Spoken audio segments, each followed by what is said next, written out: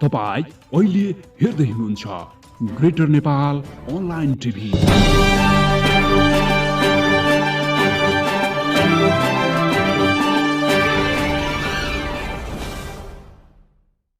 आदरणीय साथीहरू, नमस्कार तथा हार्दिक स्वागत गर्न चाहन्छु ग्रेटर नेपाल टिभीमा। म विवश बुढाथोकी आजको यो बसाइमा पनि उपस्थित भइसकेको छु। मेहनतले बनाएको यो भिडियोलाई पनि शेयर गरेर साथ दिन नभुल्नुहोला। आज हामीले प्रस्तुत गर्दैछौँ कालापानी क्षेत्रको उत्पत्ति, कालापानी क्षेत्रमा रहेका जनसङ्ख्या र त्यहाँको भौगोलिक बनावटको बारेमा र त्यहाँको भू बनावट लगायत त्यहाँका जनसङ्ख्या कति छ लगायतका विभिन्न ऐतिहासिक दस्तावेजहरूको बारेमा चर्चा गर्दैछौँ। कालापानी नेपालको सुदूरपश्चिम प्रदेशको दार्चुला जिल्लाको व्यास गाउँपालिका अन्तर्गत पर्ने 35 वर्ग किलोमिटरको एउटा भौगोलिक क्षेत्र हो। यो क्षेत्र लिपुलेक भन्ज्याङ र योभन्दा पूर्वमा रहेको लिम्पियाधुरा भन्ज्याङको बीचको भूमि हो। यो क्षेत्र सन् 1962 देखि भारतको भारत तिब्बत सीमा प्रहरीद्वारा अधिक्रमित छ। इस्ट इन्डिया कम्पनी र तत्कालीन नेपाल सरकार बीच भएको सुगौली सन्धि बमोजिम महाकाली नदीको पूर्वी भूभागको आधिपत्य नेपाललाई हुने उल्लेख रहे तापनि भारतले सन् 1962 देखि नै आफ्नो सुरक्षा फौजलाई यस क्षेत्रमा तैनाथ गरेको छ। सन् 1816 मा नेपाल र इस्ट इन्डिया कम्पनी बीच भएको सुगौली सन्धिले नेपालको पश्चिम सिमाना महाकाली नदीलाई बनाएको छ। महाकाली नदीभन्दा पश्चिममा भारतको उत्तराखण्ड राज्य पर्दछ, तर महाकालीको मुहानका बारेमा विवाद सिर्जना गरिएको छ।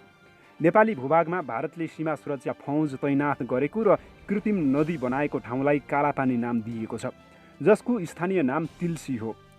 इस्ट इन्डिया कम्पनी र नेपाली पक्षबीच सहमतिमा जारी गरिएका नक्साहरूमा लिम्पियाधुराबाट उत्पत्ति हुने नदीलाई नै महाकाली नाम दिएको छ र त्यसैलाई सीमा कायम गरिएको छ।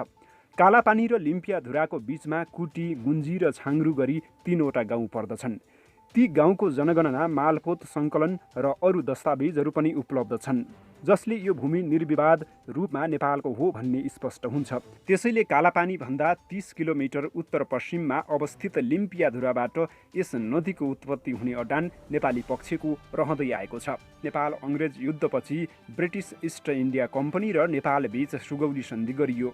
यस सन्धिको बुँदा 5 मा भनिएको छ, आजदेखि नेपालको राजा, उनको उत्तराधिकारी वा उनको सन्ततिले काली नदीभन्दा पश्चिममा रहेका मुलुकहरू वा त्यहाँका नागरिकहरूसँग कुनै सम्बन्ध राख्ने छैनन्। यस प्रकार काली नदीभन्दा पश्चिममा रहेको सबै भूभाग नेपालले गुमाउनु पर्यो र काली नदीलाई नेपालको पश्चिमी सिमाना मानियो। काली नदी व्यास उपत्यकाको बीच भाग हुँदै बग्ने नदी हो, जुन क्षेत्र त्यति बेला व्यास परगन्ना भनेर चिनिन्थ्यो।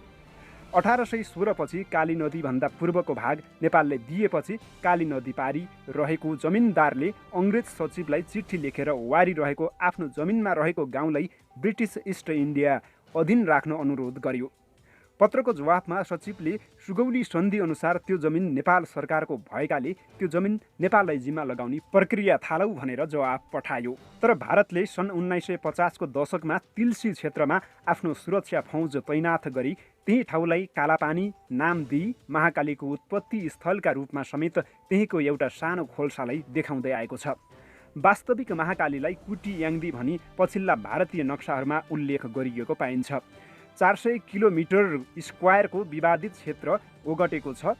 भारतले आफूले ओगटेको 70 वर्ष भइसकेकाले त्यस क्षेत्रलाई आफ्नो नक्साभित्र राख्नु स्वाभाविक अधिकार भएको दाबी गरेको छ। सुगौली सन्धिले भनेअनुसार नेपाल र भारतको पश्चिमी सिमाना लिम्पियाधुरा हो, तर काली नदीको पूर्वी क्षेत्रलाई भारतले आफ्नो भन्दै नेपाल र भारतको सीमा कालापानी उपत्यकाको डाँडा लिपुधुरा हिमाललाई निर्धारित गरेको छ।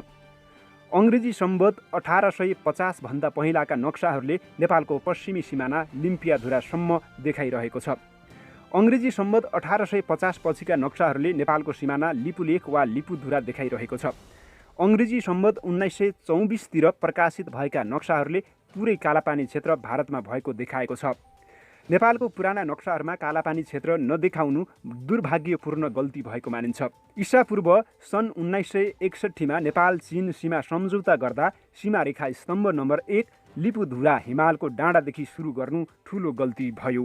2054 मा वामदेव गौतमको नेतृत्वमा रहेको नेपाल कम्युनिस्ट पार्टी एकीकृत मार्क्सवादी लेनिनवादी नेकपा एमालेबाट छुट्टिएसँगै यसले नेपाल सरकारले भन्दा पनि अझै बढी भूभाग नेपालको रहेको दाबी गरेको थियो।